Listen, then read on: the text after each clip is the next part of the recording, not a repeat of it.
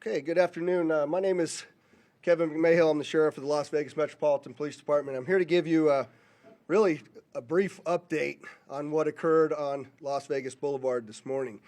As you know, we just had our New Year's Eve event where we successfully protected the city, where over 400,000 people were here last night, and that changed this morning at about 8:40 when a 2024 Tesla Cybertruck pulled into the area valet of the Trump International Hotel.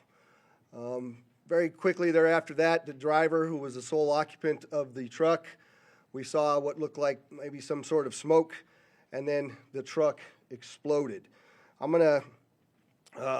Smoke was coming from inside of the truck after we noticed the flash and the explosion, and I'm going to show you that first video. That's the Cybertruck parked right in front of the doors.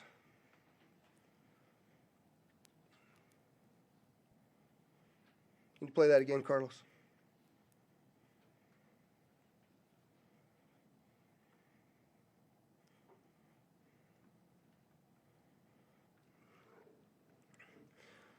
So the individual that was in that truck is obviously deceased, still in the truck as we speak here today. Our fire department folks, Engine 12, a number of others, you'll hear from one of the fire chiefs here in just a moment, arrived very quickly along with my officers. And obviously we knew that we had a much larger event than just a vehicle fire. And so there's going to be a drone video that plays to my left again. You'll see as the fire initially, they covered it with the tarp to try to get it to go out. Once the fire went out through the suppression efforts of the fire department, you'll see some of the evidence in the back of the vehicle. So those are gasoline canisters. They are camp fuel canisters and large firework mortars.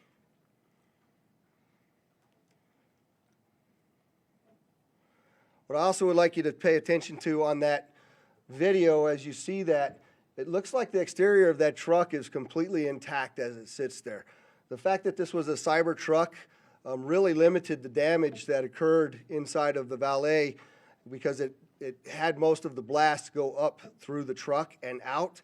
In fact, if you look on that video, you'll see that the front glass doors at the Trump Hotel were not even broken by that blast, which they were parked directly in front of. You can see that in the video there.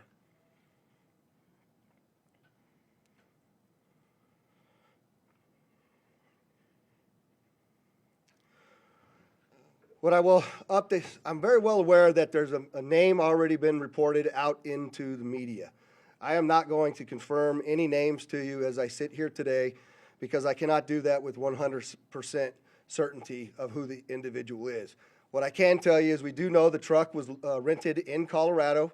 We were able to trace that truck through the Tesla charging stations, and it arrived here in Las Vegas this morning at about 7:30. And went up and down Las Vegas Boulevard before immediately pulling into the Trump Towers. Unfortunately, there were 7 people that reported injuries during this incident. All of them still remain as minor injuries and were treated at UMC.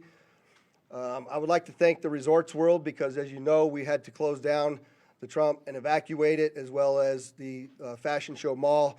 And the Resorts World was very gracious in taking those hundreds of individuals in over there, housing them and feeding them prior to us being able to completely clear the hotel. The hotel and Fashion Show are back open for business. The Trump will remain closed as we continue this lengthy investigation as we move forward. I'm going to yield now to Chief Billy Samuels, but I'd like you to also recognize all of our exceptional elected officials that have come to support the police and the fire department and this community in remaining safe. There is no further threat to the community as I sit here today, and I just want to make sure that our community understands we believe this to be an isolated incident, and it is now over as far as the danger. So, Billy?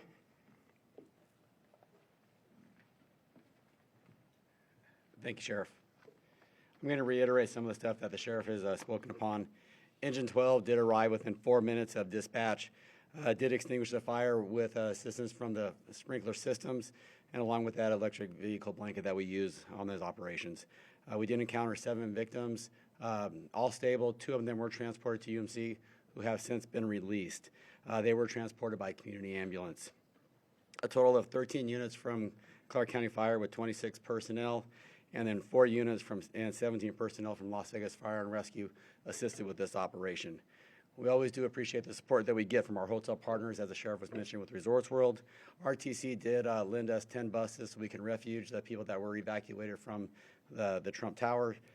Community Ambulance for their transportation for us, Las Vegas Fire and Rescue, and Nevada Division of Emergency Management. And we do appreciate their support, so we can't do that without them. And like the sheriff said, last night was a huge success, but we are prepared for whatever comes our way. So thank you for that. And I will turn this over to Special Agent in Charge, Jeremy Schwartz. Good afternoon. My name is Jeremy Schwartz. I'm currently the acting special agent in charge for the FBI here in Las Vegas. The FBI is currently conducting an investigation on a vehicle explosion, as the sheriff had just shown you a little bit ago. That's being conducted through our JTTF, which is a Joint Terrorism Task Force. I want to make sure everybody understands that the task force is comprised of law enforcement officials from the entire valley here. We're not doing anything alone, and we wouldn't do anything alone without our partners making sure that we're all in lockstep. We've learned from mistakes in the past, and we're not going to do that again. We have a great relationship with our law enforcement partners, and we're going to continue to do so. As of right now, our number one goal is to ensure that we have the proper identification of the subject involved in this incident. Following that, our second objective is to determine whether this was an act of terrorism or not. I know everybody's interested in that word and trying to see if we can say, hey, this is a terrorist attack. That is our goal, and that's what we're trying to do. We have a ton of resources dedicated to this right now, and again, we're doing it with our partners. We're doing it together, jointly, and we'll continue to do so until we figure out exactly what's going on. I think most importantly, as the sheriff already mentioned, we believe this is an isolated incident. We do not believe that there's a bunch of folks out there supporting this or helping this, and we don't believe that there's any other danger to the community right now. But again, over the next few hours and days, we will continue to do our best to research that as much as we can and get to the bottom of this, and we won't stop until we're 100% certain as to what happened and why. Thank you. So I just want to clarify again so that I don't get these questions. We do know who rented the truck. We are looking at that individual, but I am not prepared to release the name of any of the individuals that we are looking at least until next of kin is notified and we have a 100% identification. So with that, I'll take any questions you might have. I can't see. Hi, Dana. Do you think it's a coincidence that there were these kinds of incidents on the same day, basically, in 2 tourism capitals? Do I think it's a coincidence? I don't know, but what I can tell you is we're absolutely investigating any connectivity to what happened in New Orleans, as well as other attacks that have been occurring around the world. We're not ruling anything out yet, Dana. Is there any possibility that this had a link to ISIS? There have been suggestions that the New Orleans attack might have. Yeah, so the question is there any links to ISIS? And I will tell you that we don't have any indication of that here in Las Vegas, no overt ISIS flag as was seen in New Orleans. But again, we are investigating every aspect of this, and if that comes to light, we'll certainly update you. I'm sorry, sir. What was the time between the truck's arrival and the explosion? About 1 hour was the amount of time between the arrival of the truck here in Las Vegas, or at least our first notification of the arrival and the explosion that occurred at the tower. How long was it in the porte-cochere before the explosion? It was only there for about, it was sitting in the porte-cochere for about 15 seconds before it exploded. Was that 15? Where'd Dory go? 15 to 20 seconds. I just want to make sure I gave you the right info. Connection of the Elon Musk, Tesla, Donald Trump connection to be interesting from an investigative perspective? Well, I mean, it's a Tesla truck, and we know that Elon Musk is working with President-elect Trump, and it's the Trump Tower, so there's obviously things to be concerned about there, and that's something we continue to look at. Have you all found re-examine security procedures at hotels? Yeah, so I'm glad you asked that question. Do we need to re-examine security procedures? We were very successful in the night before. I'm surprised this happened, to be quite frank with you, and that's certainly something we're going to have to look at in target hardening, what that looks like. But to your question, Dana, I did forget to mention that I have authorized what we call an ABX roster to continue for the next 2 days, which is my New Year's Eve staffing plan of over 1,000 officers, both in our community neighborhoods as well as on the Strip and downtown, in partnership with all of the other law enforcement agencies, City of Las Vegas Marshals, North Las Vegas, Henderson, just to ensure that even if we had a copycat or somebody else wanted to go up and conduct an attack, that we have the appropriate and available resources to handle it. Have you all found any devices inside the Cybertruck that could have been used to set off those explosives?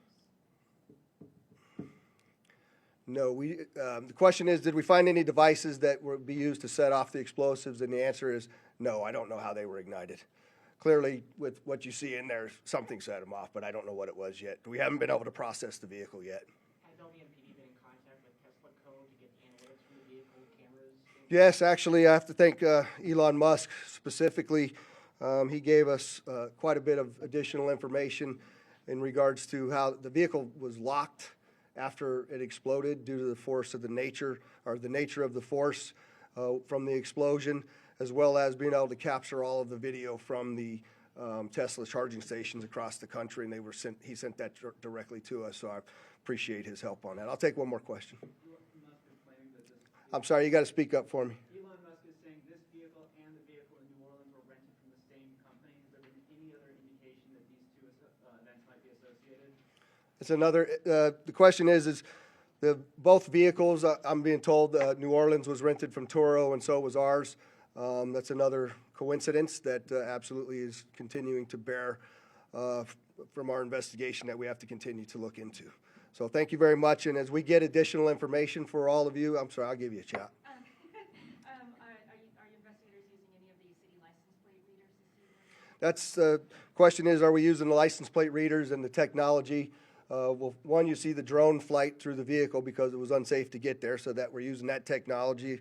Thankful to have it, as well as the first indication of that vehicle arriving here in Las Vegas came from a license plate reader. So technology has been very useful to us in resolving this. And again, I'll commit to come back to you all when we have confirmation of the suspect's name, who they are, what their background is. We will get that information back out to you. We'll call another press conference and provide it. And I just like to, again, thank the mayor, the commissioners, the other law enforcement leaders, and of course our Attorney General for showing up and supporting us in this event. It's been a statewide effort, and I appreciate it. Thank you.